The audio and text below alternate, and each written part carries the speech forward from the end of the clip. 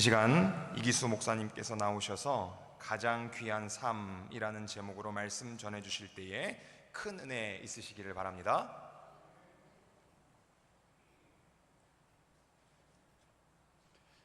오늘 시온 찬양대 참 찬양이 은혜로웠습니다. 뒤에 앉아서 들으면서 하나님 앞에 함께 찬양하며 영광 올려드렸습니다. 우리 하나님 앞에 함께 영광 돌리고 우리 찬양대 생각하시면서 힘차게 박수 한번 더 쳐드리겠습니다. 옆에 분하고 인사 한번 하시겠습니다. 주 안에서 목사님을, 장로님을, 권사님을, 집사님을, 또 평신도 되신 평신도를 진심으로 사랑합니다. 인사 한번 하겠습니다.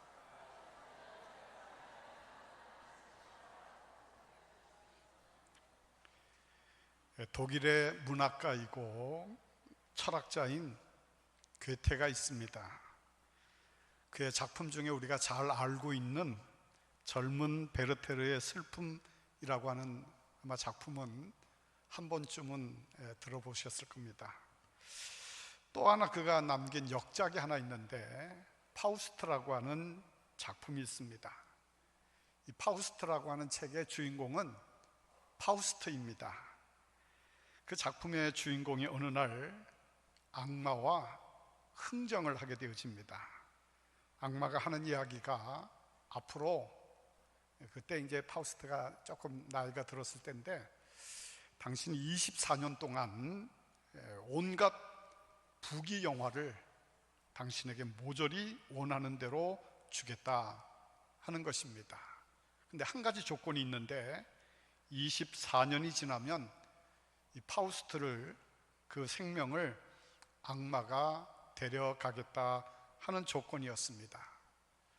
약속대로 파우스트는 24년 동안 악마가 제공해주는 온갖 부귀영화를 한 몸에 다 입고 인생을 마음껏 즐겼습니다. 24년이라고 하는 세월이 순식간에 지나갔습니다. 그동안 잘 먹고 잘 입고 잘 자고 존경과 영화의 24년의 생애가 끝이 나게 되어집니다. 악마가 보낸 죽음의 사자가 있었는데 메피스토펠레스라고 하는 악마가 보낸 사자가 파우스트의 집을 찾아오게 되어집니다. 오늘 밤 자정에서부터 시작을 해서 1시 사이에 파우스트의 생명을 데려가겠다라고 알려주게 되어집니다. 그날 밤 자정에서 1시 사이에 파우스트 집에서는 실로 소름이 끼치고 가공할 만한 소리가 담 밖으로 들려오게 되어집니다. 그 소리는 이런 소리였습니다. 나는 살고 싶어. 나를 좀 살려주세요. 나는 더 살고 싶어. 나를 좀 살려주세요. 이 파우스트의 마지막 절규와 비명 소리였습니다. 여러분, 그렇습니다. 사람이 일생을 살다가 언젠가는 반드시 죽음이 찾아오게 되어져 있습니다. 그 사는 인생의 삶을 어떻게 살았느냐 하는 것이 중요합니다. 가치 있고 보람 있고 귀한 삶이었느냐, 아니면 허무하고 아무런 인생의 의미 없이 그저 먹고 자고 일하다가 살았느냐 하는 것입니다. 우리 인생은 누구나도 그렇습니다. 아마 여기 앉아 계신 모든 분들도 동일하게 마찬가지일 겁니다만은 죽음 앞에 딱 직면하게 되어질 때가 누구나가 있습니다. 뭐 젊으냐 연세가 드셨느냐 상관없이 죽음 앞에 언젠가 딱 직면하게 되어져 있지요. 제가 그런 경험을 코로나가 막 시작하던 2020년 11월쯤 되어졌을 때에 늘 평생 건강하게 살다가 갑자기 변을 보는데 피가 묻어나는 거예요. 이게 좀 이상하다 그랬는데 일주일 간격으로, 이틀 간격으로 계속 피가 묻어나는 거예요. 이 검사 한번 해봐야 되겠다. 제가 그동안 한 20년 동안 국가에서 2년마다 실시하고 있는 건강검진도 한 번도 안 받았습니다. 여러분 꼭 받으셔야 됩니다.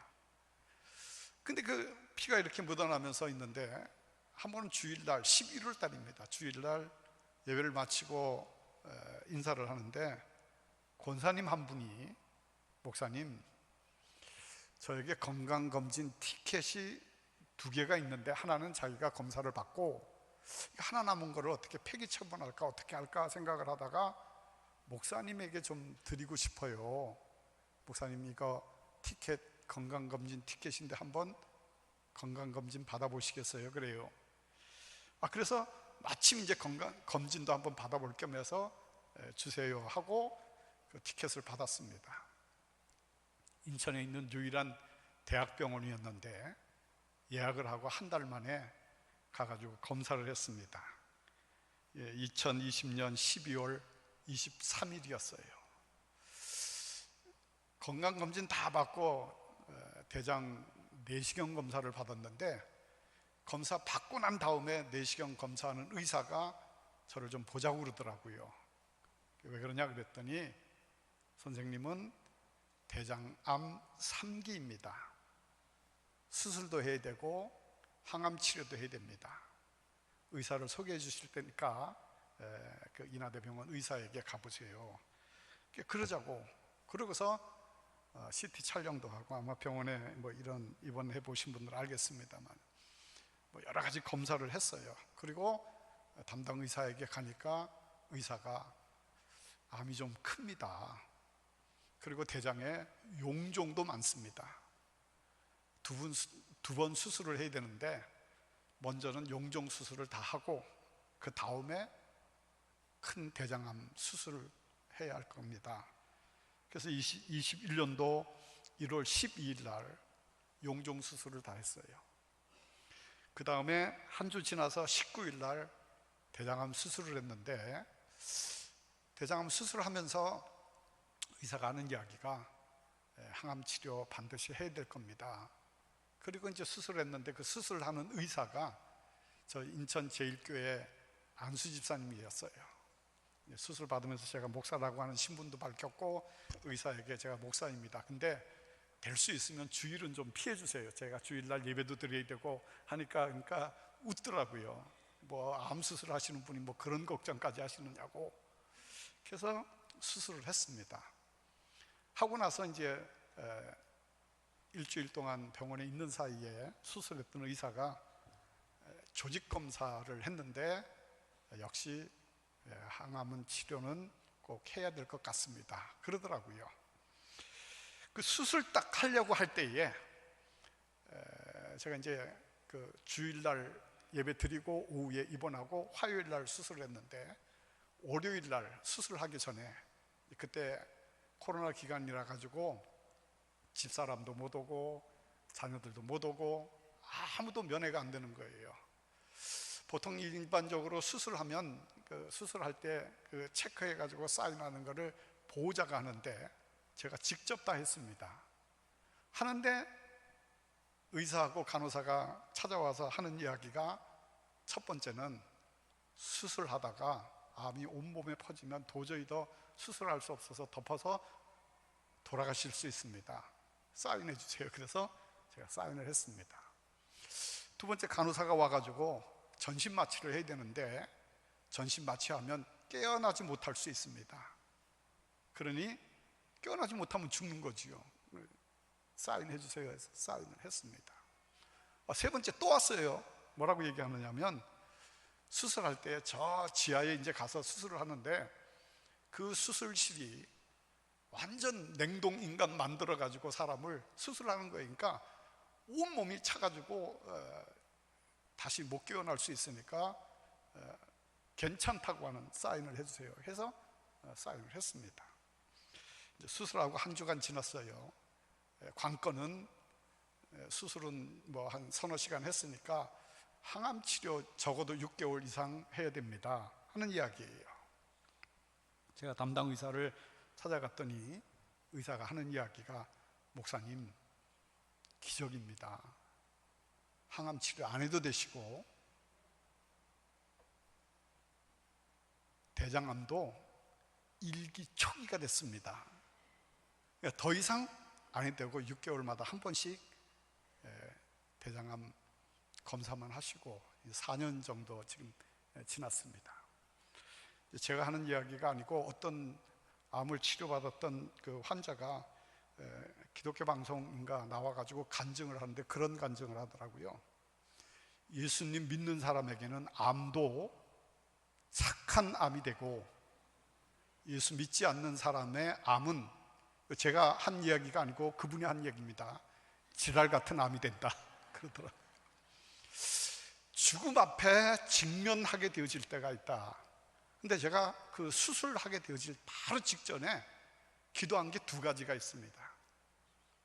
하나는 예수님은 나의 구주이시고 주님이십니다. 내가 예수님을 믿습니다. 혹시 여러분 주변에 죽음을 직면하고 있는 분이 있다고 하면 이 신앙의 고백을 반드시 한 번쯤은 하게 해드려야 되지 않겠나 생각을 합니다. 제가 목사이면서 목회하면서 수없이 임종도 많이 겪었고 아픈 분도 많이 받겠지만 그때마다 마지막 때에 꼭 했던 이야기가 예수님이 나의 구주이십니다. 예수님은 나의 주님이십니다. 고백을 하게 했거든요. 마지막으로 내가 만약에 죽음 앞에 직면하면 예수님이 나의 구주이십니다, 구주이십니다, 주님이십니다, 이걸 수없이 되뇌면서 기도하고 기도했어요. 두 번째 기도는 예수님, 내가 예수님 믿으니까 내가 만약 죽으면 하나님 나라 가게 될 줄로 믿습니다. 하나님 나라 내가 분명히 가게 될 줄로 믿습니다. 그 고백하고 은혜 가운데 지금은 조금 이제 건강해서 잘 지내고 있습니다. 오늘 여러분 함께 보신 본문의 내용, 마태복음 25장에 기록되어져 있는 내용의 이야기입니다. 마태복음 25장의 말씀은 비유의 장입니다. 세 가지 비유가 있습니다. 그 하나가 뭐냐 하면 열처녀의 비유입니다. 두 번째 비유는 오늘 본문으로 보시었던 달란트의 비유이고, 세 번째 기록되어져 있는 비유는 양과 염소의 비유입니다. 이 세 가지 비유, 열처녀의 비유도, 그리고 달란트의 비유도, 양과 염소의 비유도 결국 이야기하고 있는 내용이 뭐냐면 마지막 때의 종말에 대한 이야기를 다루고 있습니다. 슬기로운 다섯 처녀, 주인이 와가지고 달란트 받았던 사람들을 회개하고 결산하는 내용, 마지막 때의 양과 염소를 구분해낸다고 하는 이야기, 이게 다 마지막 때 종말에 대한 그런 내용의 이야기입니다. 오늘 본문으로 달란트의 비유의 말씀을 여러분과 함께 보시었습니다. 사람은 누구나가 다, 저도 마찬가지이고 여러분들도 다 그렇습니다마는 달란트를 받았습니다. 어떤 사람에게는 5달란트를, 어떤 사람에게는 2달란트를, 어떤 사람에게는 1달란트를 주인 되시는 우리 주님께서 저와 여러분들에게 각각 나누어 주었습니다. 오늘 살아가는 사람에게 있어서 생애 가운데에서 가장 귀한 것이 무엇이냐, 가장 귀한 삶, 가장 귀하고 가치 있고 보람된 삶이 어떤 삶이냐, 가장 귀한 삶은 이 달란트의 비유를 통하여서 우리가 함께 알게 되어집니다. 가장 귀한 삶은 먼저 남기는 삶이어야 한다는 겁니다. 남겨야 됩니다. 흔히 하는 이야기로 호랑이는 가죽을 남기고 사람은 이름을 남긴다고 했습니다. 여기 5달란트와 2달란트 받았던 사람을 보세요. 주인이 와가지고 결산을 하게 되어질 때에 5달란트를 남겼습니다, 2달란트를 남겼습니다, 그렇게 얘기합니다. 남겼다 그랬어요. 5달란트를 남겼습니다, 2달란트를 남겼습니다 라고 말할 수 있는 사람의 인생은 가치 있는 인생입니다. 귀한 삶의 인생이라고 하는 이야기입니다. 어떻게 하면 남기는 삶이 되어질 수 있을까? 여러분, 이것은 역량의 문제가 아니라 삶의 태도의 문제입니다. 역량의 문제가 아니에요. 삶의 태도가 어떠하냐 하는 것이 남기는 삶의 중요한 관건이라고 하는 이야기입니다. 여러분, 남기려고 하면 먼저 임무의 중요성을 알아야 됩니다. 내게 이 귀중한 달란트를 주셨는데 참으로 감사합니다. 이것을 나에게 맡겨주신 것은 나를 충성되이 보시고 감당하라고 주신 건데 얼마나 감개무량한 것입니까? 감사합니다. 감사합니다. 임무의 귀중성을 알고 그 임무의 귀중성을 알고 최선을 다할 때에 남기는 삶을 살아갈 수가 있는 것이에요. 남기는 삶을 살려고 하면 근면한 사람이어야 됩니다. 전 목회할 때 간혹 했던 이야기 가운데 하나가 신앙생활 잘 하려고 하면 부지런해야 된다 그랬습니다. 부지런해야 된다. 학생들도 그렇지요. 신앙생활 잘 하려고 하면 일반 신앙생활 하지 않는 사람들보다 훨씬 더 부지런해야 됩니다. 와서 예배드리는 시간, 기도하는 시간, 신앙생활 하면서 하는 시간, 그 시간들보다 훨씬 더 많이 시간을 감당해야 되니까, 여기 우리 찬양대 있습니다만 찬양대원들도 뭐 이 주일날 바쁜 시간이지 않아요. 근데 이 찬양대의 시간이 나에게 가장 귀중한 시간이다. 주님께서 나에게 맡겨주신 달란트다. 이걸 알고, 그리고 남보다 일찍 일어나서 남보다 일찍 부지런히 와가지고 연습하고 하나님 앞에 찬양을 드리는 거거든요. 여러분, 우리가 왜 가장 귀한 것을 잊게 되어집니까? 게으르기 때문에 그렇습니다. 게으른 사람은 발전이 없습니다. 남 보기에도 좋지 않습니다. 미국의 시카고 대학의 교수였었던 칙센트 마이라고 하는 사람이 가장 불행한 때가 언제인가 라고 하는 글을 썼습니다. 사람이 가장 불행할 때가 언제인가 하는 이야기인데, 첫째는 만날 사람이 없는 사람, 불행한 사람이라고 했어요. 만날 사람을 없는 거. 여러분, 좋은 친구가 많아야 됩니다. 친구를 많이 사귀는 것 행복한 것이에요. 교회 안에서 친분을 많이 쌓으세요. 행복한 사람입니다. 두 번째는 뭐라 그랬냐면 할 일이 없을 때다 그랬습니다. 할 일이 없다고 하는 것은 쓸모가 없다고 하는 이야기예요. 연세가 드셔도 할 일을 찾아야 됩니다. 육체적으로 못하면 주님의 성전에 오셔서 기도해야 할 일들이 얼마나 많이 있습니까? 할 일이 없는 것 불행한 사람이라 하는 이야기입니다. 여러분, 가장 귀한 삶은 남기는 삶이어야 됩니다. 그 다음에 가장 귀한 삶은 어떤 삶이냐, 여기 말씀을 보시면 착하고 라고 이야기하고 있습니다. 착하게 사는 삶. 여러분, 주인이 5달란트 받았던 종에게 하시는 말씀이 뭐라고 얘기했냐면 착하다 그랬습니다. 착하다. 2달란트 받았던 사람도 성경의 본문을 한번 자세히 살펴보세요. 착하다 그랬습니다. 문제는 1달란트 받았던 사람인데, 이 1달란트 받았던 사람에게 뭐라고 얘기하고 있냐면 악하고 게으른 종아, 그렇게 이야기하고 있습니다. 여러분, 이 본문의 말씀 이렇게 읽으시면서 또 설교 들으시면서 좀 의문이 가는 거 있지 않습니까?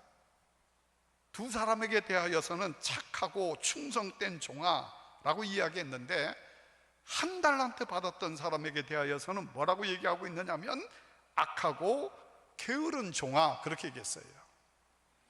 게으르다라고 하는 말은 공감이 되어집니다. 왜? 1달란트 땅속에 그대로 묻어두고 있다가 주인이 돌아왔을 때 그 1달러만 딸랑 주인 앞에 내놨거든요.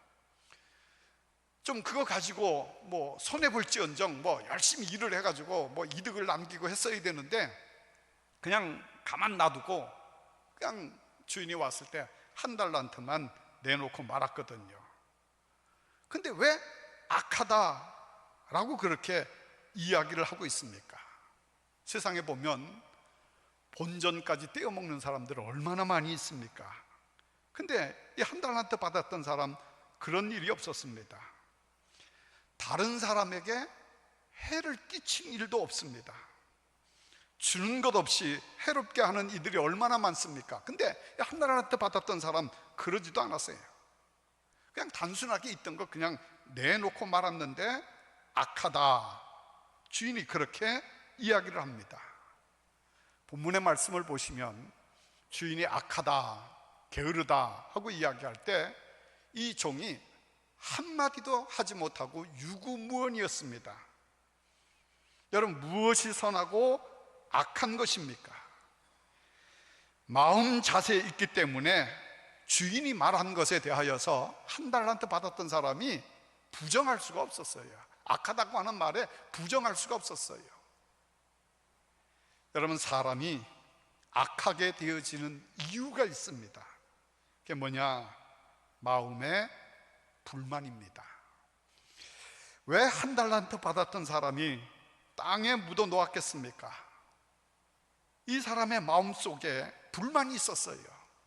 아이, 저 사람에게는 5달란트를 줬는데 또 저 사람에게는 2달란트를 줬는데 왜 나에게는 1달란트밖에 주지 않았느냐? 마음에 불만이 있었습니다. 여러분, 사람이 매사에 불만이 있으면 반항적이 되어집니다. 왜 나를 차별 대우하느냐 하느냐, 교회에서 그런 거 많이 보지요. 왜 나를 차별 대우합니까? 그런 이야기입니다. 마음에 불만이 생기게 되어지면 판단력도 흐려지게 되어집니다. 생각도 엉뚱한 방향으로 가게 되어집니다. 왜 마음에 불만을 갖게 되어졌습니까? 자기를 모르기 때문에 그렇습니다. 자기 역량을 모르고 대우만 받으려고 했기 때문에 그렇습니다. 자기 자신을 바로 알아야 됩니다. 그리고 받은 것에 대하여서 감사하면서 만족하게 살면 그것이 행복인 거예요. 여러분, 그것이 착하게 사는 것입니다. 왜 이 사람에게 악하다라고 이야기했습니까? 시기와 질투가 있으면 사람이 악하게 되어집니다. 삶에 있어서 실패하고 가정이 깨어지고 관계를 파괴시키는 일의 원인이 무엇입니까? 마음의 시기와 질투입니다. 부부관계가 깨어지는 것도 이혼하는 것도 알고 보면 시기와 질투입니다. 이해하고 포용하는 마음을 가져야 됩니다. 여러분, 우리는 하나님께서 하시는 일에 대하여서 의의가 있어서는 안 됩니다. 그런 마음을 계속하게 되어지면 악하게 되어지는 거예요.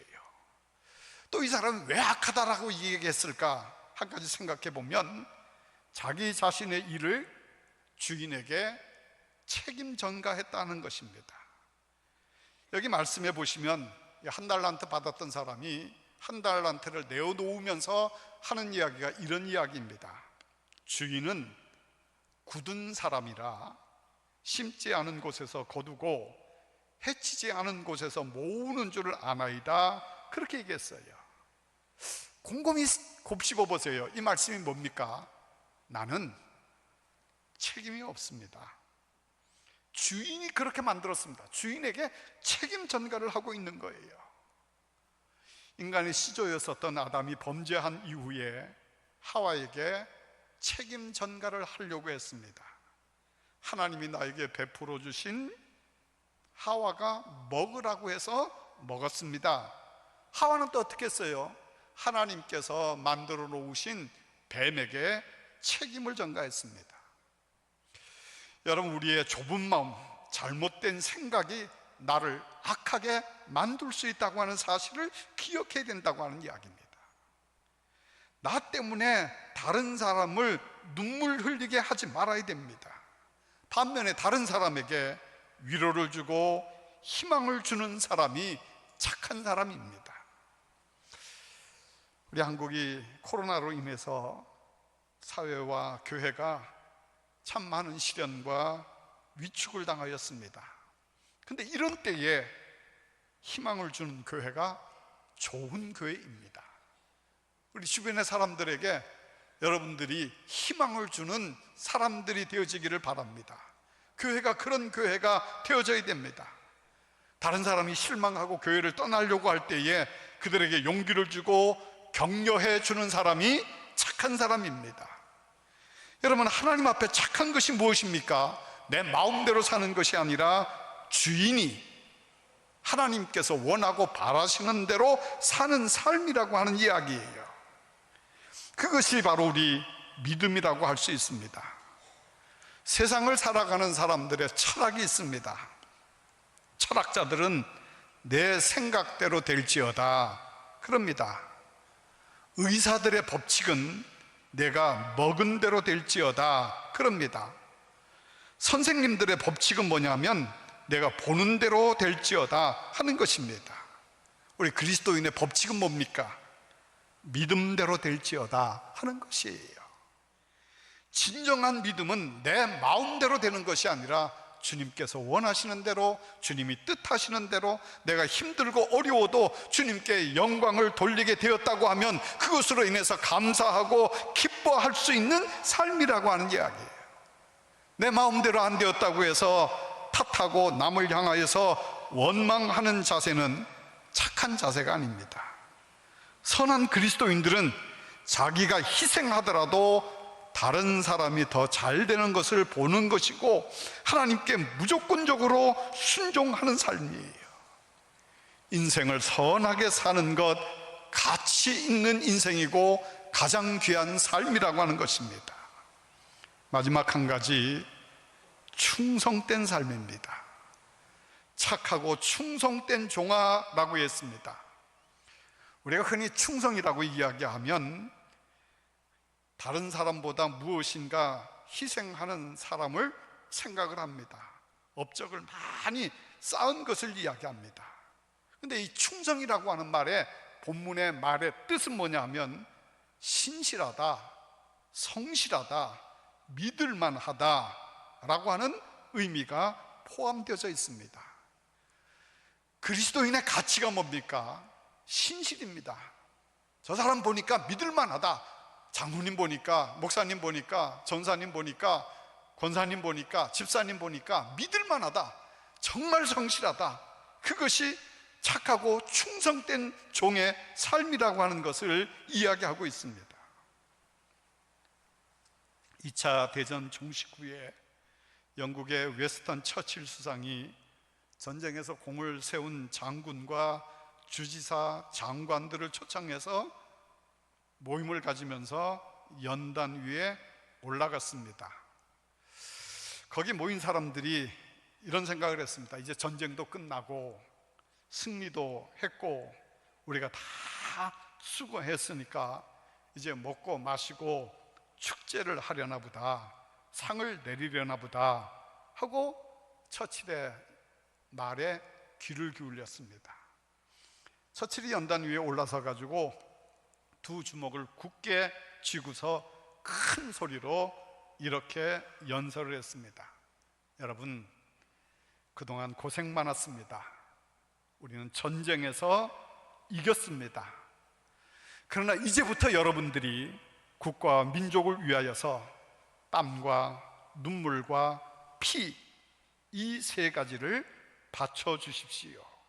마지막 부탁입니다. 그리고 어떠한 일이 있어도 포기하지 마십시오 라고 연설을 했다는 것입니다. 충성은 쉬지 않는 것입니다. 충성은 끝까지 할 때 충성이 되어집니다.